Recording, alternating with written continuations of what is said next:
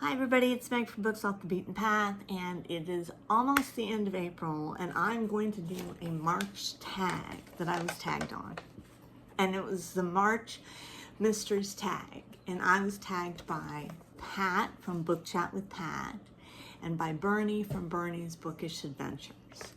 And I am so excited to do this tag because it's all about mysteries, and I'm all about mysteries, and it's going to be fantastic. Now, Twitch and Bob are both in the kitchen with me, and hubby is watching the television, so hopefully we can get through this without, sorry about the nose rubbing, without too many interruptions. Okay, first question. What was your first experience of reading a mystery, and what was it like? Well, I have two answers for that. The first mystery I ever remember reading was one my mother bought me. She bought me Nancy Drew, The Ghost of Blackwood Hall. And I'll put all my pictures up here and everything like that. And I was so disappointed. I was so disappointed in this book because you guys know me, I wanted it to be a real ghost.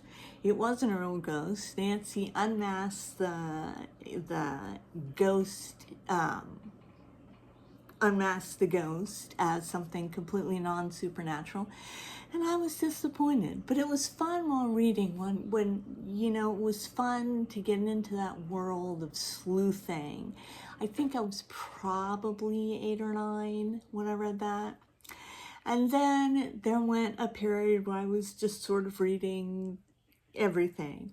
But the next one was the one that started me on cozies, and it's called The Pennyfoot Hotel. I don't even know if it's still in existence. But The Pennyfoot Hotel is a series of mysteries, and it takes place in this hotel in, I want to say, Edwardian. Is it Edwardian or Victorian? I don't remember. You'll have to look it up. But it's one of the two, and it takes place in this hotel, and you have the recurring characters, and I read all of those, and I thought they were wonderful. I thought they were absolutely wonderful. So Pennyfoot Hotel, if you haven't read it, check it out. Next question. Has the reading of a mystery novel ever startled you? What was the book, and where were you when it happened? Well, I'm going to take sort of a different tact on this one. I remember being at the library, at the main library, downtown T-Town, and there was this red book on the shelf, and it was called The Lombard Street Haunting. And I can't find a picture of the book. I could find a picture of the house, but it was about this woman, I think her name was Pat, and she went out with one of the Kennedys, or she was like the it girl in California, and her house was haunted, and she wrote about it. And I brought that book home, and we had a storm that night, and the windows were open, and we had flashing lightning and rolling thunder, and the window draperies were moving back and forth and everything like that.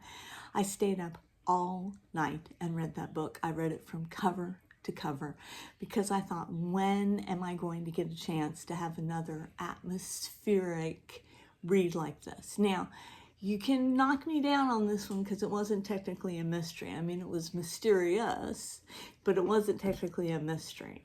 But still, though, I hold that as one of my fondest reading memories. Okay. Next one. Are there people that have played a significant role in your mystery reading journey? My parents. My parents were big book buyers, and they never denied me books. They never said, like, I read a couple of Goosebumps, and I wasn't really into that because I thought that was a little too horrific for me. I wanted some, you know, a little more dignified, a little more logical, like Sir Arthur Conan Doyle and Agatha Christie and everything like that. I wasn't really into the horror aspect of it. I really wanted a mystery. But my parents, you know, they bought me mysteries, and my mom is still doing that. She's still bringing home mysteries or ordering them off Amazon because she doesn't get out much lately. And yeah, they're wonderful. She recently got me some Emily Dickinson mysteries. Emily Dickinson's maid actually solves the mysteries, not Emily Dickinson. And I should have put a picture up, but I forgot. But one of the titles is I Heard a Fly Buzz When I Died. And it was wonderful. Great. Emily Dickinson's maid solves the mysteries. So I'm sorry I don't have enough info on that. You should look it up. Okay. What is your favorite mystery and why? The Red Lamp. You know that about me. I have that in almost every video I ever made. I love it because it's subtle and it's nuanced and it's creepy and it's scary, and I just love it. I mean, if you haven't read it by now, I can't suggest it anymore. It's absolutely fantastic. You need to read it. It's out of print. You'll have to get it ordered, but it's wonderful. It's all about Uncle Horace and the Red Lamp. Is he dead? Is he killing those sheep? Is he? You'll have to find out. Okay, who's next? Which mystery protagonist do you prefer? Marple or Poirot? Marple. Nancy Drew or the Hardy Boys? Nancy Drew. Or someone else. So my all-time favorite mystery protagonist is Judy Bolton. And the reason I love Judy Bolton is that as we read her books, we progress in her life. Like, she actually grows up and she gets married. And one of the other reasons I love her is she goes to work. I just finished reading this one called The Mark on the Mirror. I have it in the other room. I should have brought it in. But in it, she is working for Peter, her soon-to-be husband. He's a lawyer trying to start out, and she's his secretary. And she talks about going into work and all the boring stuff she has to do and write letters and how she can't wait for 5 o'clock and everything like that. And she's just super relatable. She's not perfect like Nancy Drew, and she's not perpetually young. She faces money problems, she faces parental problems, friend problems. She lives in her own little haunted house. And Judy Bolton, love her. Okay, which mystery do you wish you could read again for the first time? No spoilers.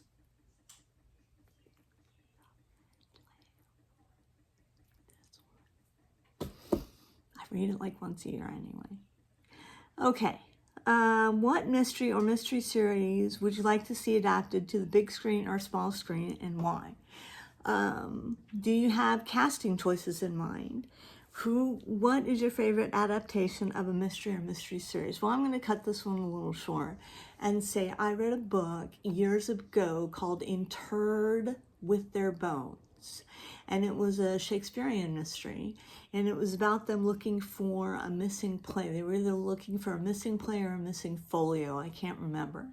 But I think that the female heroine should be Tina Fey, and the male heroine should be Daniel Craig, because they're all running around in the tunnels around Harvard, Yale, and everything like that. And then they go to London, and it's a great book. If you love Shakespeare and you love mysteries, Interred with Their Bones, I couldn't recommend it more.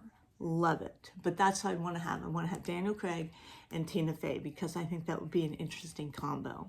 Don't you think? Okay. Do mysteries intimidate you? If yes, what mysteries or mystery series and why? True crime kind of intimidates me because it's not make-believe, and when I think about the real monsters out there, I get very, very frightened. I read I'll Be Gone in the Dark, The Golden State Killer, which was super fantastic.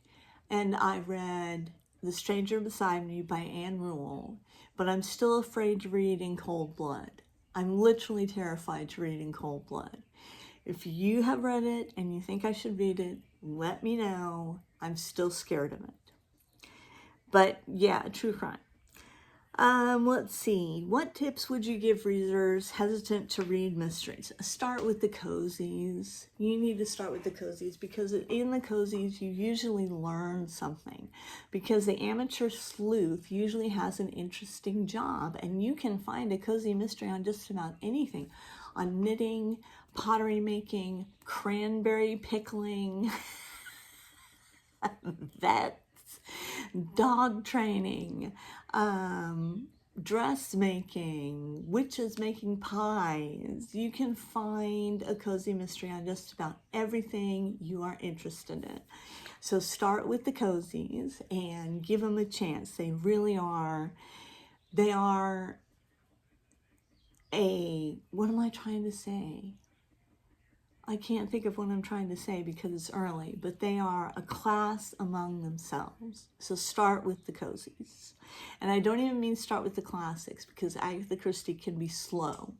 So I'd start with a modern cozy, a more modern cozy. Have you ever helped solve a crime or been a part of something that sounds like it could have been a mystery novel? Tell us about it. No. Oh, but wouldn't I love to? Wouldn't I love to? No, but I've never had that kind of adventure. I'm just sort of a adventureless waif, waiting for adventure to strike. That's why I read so much, I think, hoping that I'll be ready when adventure does strike. But anyway, that was my tag, the March Mystery Madness. I will tag some people. I will put the tag questions in the description box. And I had fun with this one. I feel like I'm being a little quiet so that I don't disturb everybody. But anyway, we have writers later, so I may film some at writers. But we'll check you later.